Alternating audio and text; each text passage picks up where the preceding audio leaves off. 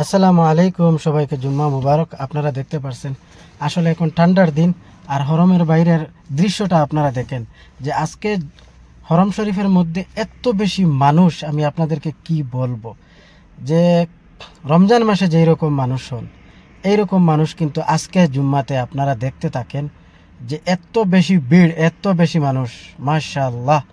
খুবই ভালো লাগছে দৃশ্যটা। আর যেহেতু আজকে একটু ঠান্ডা দিয়েছে, তাই সবাই কিন্তু বাইরে নামাজ পড়তে এসেছেন। এখানে আসলে বেশি রৌদ্র দিলে মানুষ কম থাকেন, আজকে ঠান্ডা হাওয়া, তাই সবাই এসে গিয়েছেন এই জায়গার মধ্যে। আর হরমটা আপনারা দেখতে পাচ্ছেন যে বাইরে যদি এতটুকু মানুষ হন, তাহলে হরমে আজকে কিন্তু বিলকুলই জায়গা নাই, মানে পুরা হরম ফুল। আলহামদুলিল্লাহ, দৃশ্যটা দেখে আমার খুবই ভালো লাগলো।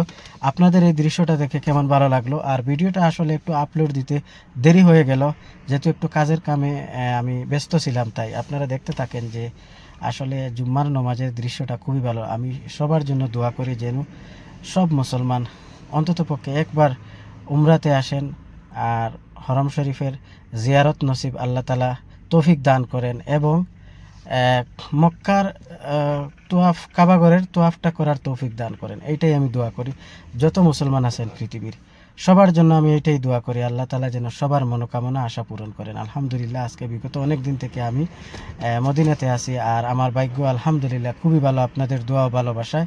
যেহেতু আমি প্রতি সপ্তাহে আলহামদুলিল্লাহ মসজিদে নববীতে গিয়ে নমাজ আদায় করতে পারি, এটাই আমি সৌভাগ্য মনে করি। যেহেতু মানুষ লাখ দেড় লাখ টাকা খরচ করে এই জায়গার মধ্যে আসেন, আলহামদুলিল্লাহ আমি কৃতজ্ঞতা আল্লাহর কাছে অশেষ শুকরিয়া আদায় করছি যে আমি আসলে মদিনার মধ্যে আছি এবং আমি এই জায়গাতে নমাজ আদায় করতে পারি। এইটাই আমার জন্য সবচেয়ে থেকে বড় সৌভাগ্য।